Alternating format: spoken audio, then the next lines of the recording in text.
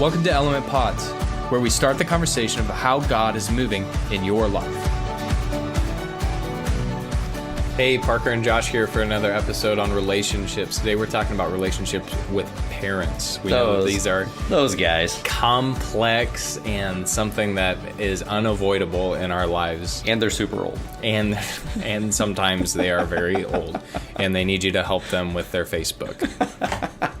Josh, tell us some of the complications of trying to talk to parents as a student.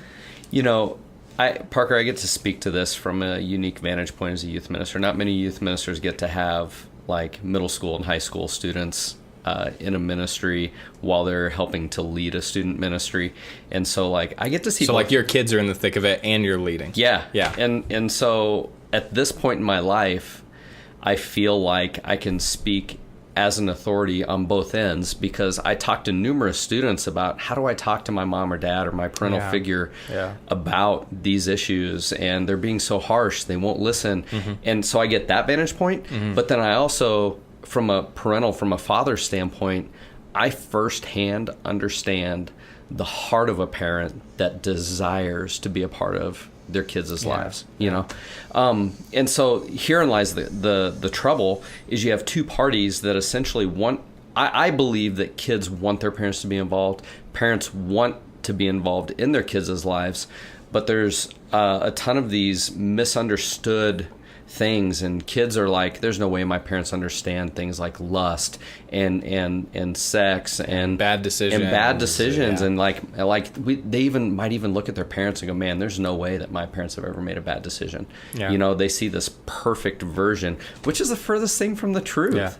You know, and you know, I've struggled with how quickly and how often do I be transparent with my kids. That's exactly what I was going to say. And on the other side, you have the parents saying, I have to be a lockbox and make my kids think that I'm perfect. Yeah. And make them believe that there's nothing wrong here, but that's not the solution either. Right. So but today, because it's likely we're sitting down with you, the student, we want to talk about it. I want to give you some encouragement on how to approach this weird creature that is your parent. That'd be good. That'd be good. About various subjects in life, because they are your first battle line for like, give me the frontline advice on how to attack this. They're usually the one that is some kind of parental figure that you will see more often during the week than you'll see me or Parker or even your coach.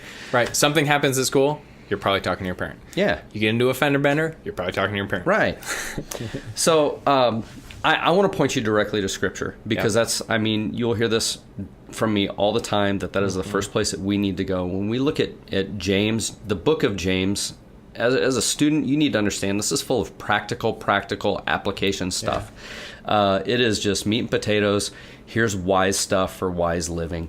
And in James chapter 1, starting in verse 19, we hear the writer of this book say, my dear brothers and sisters, take note of this. So it's like, hey, listen up. I got something for you.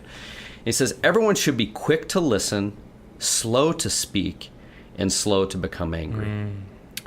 And so this is basically every piece of advice. This whole podcast is boiled down to one thing. I want you to lean into James chapter 1 and what they said there. Be quick to listen, slow to speak, and slow to become angry. Because students, your parents are usually a great resource for wisdom. They have made numerous mistakes. They are not perfect. And usually they will understand that. And you need to take a posture of listening. And what I've come to understand, it's important for you as a student to understand that you need to look at how you approach your parents, especially if it's something where you've made them angry. Totally. You've made a terrible mistake. Man, if you know that you've made a failure, don't hide it from them, because that will further anger them. But be wise when how you bring it up. If you know that your mom's been out of town on business all week and you need to sit down and have a conversation with her, when she walks in the door, don't set her down right away and dump truck a load on her. You know, be wise. Give her a day to rest. Pray over it. Pray for her. Pray for yourself. Pray for wisdom in the conversation, because a lot of what happens in these misunderstandings is it comes down to I know that me as a parent, I've had my kids catch me off guard when I've had a horrible week, Satan's been attacking me, something happens, they do their best to try to talk to me, and I struggle with listening because guess what, Parker? I'm human. Yeah. And like I have to, and not every parent does this, and I would guess very few do this, that go back and apologize and go, hey, I need to let you know that I reacted poorly in this moment. And there's probably times where I should have done that and I didn't. And that's the biggest part that I want you as a student to understand is your parents are human. Something that I've heard time and time again from you is this idea that lying gets you nowhere. Yeah. And lying is not a good thing. Yeah. When I'm thinking about how we resolve conflict with parents, I feel like that's a huge red flag and only makes the conflict worse. Yeah. I know you could speak for 2 hours on this. Yeah.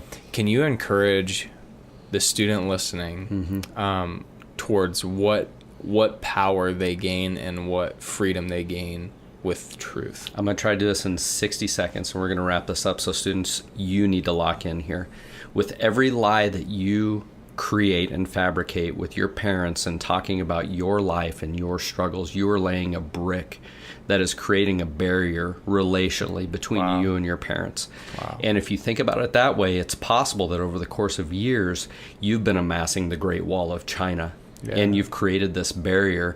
And not every parent is willing to do this, but it's both of your roles to demand that those walls do not exist. And I know that it's painful in the moment when you have to choose transparency and honesty, but I will tell you that is the biggest avenue, and your parents will get to the point that they see you are choosing that difficult avenue, and they will give you respect for that, and they will give you credit for doing the hard thing in that moment. So please, please, please. And sometimes you will need to sit down with your coach, have a conversation, say, hey, this is what I'm needing to share with them. I need you to pray for me. I need you to pray for them. Yeah, no doubt. And it might even be difficult enough that maybe a coach should sit in with you in that moment, having that conversation.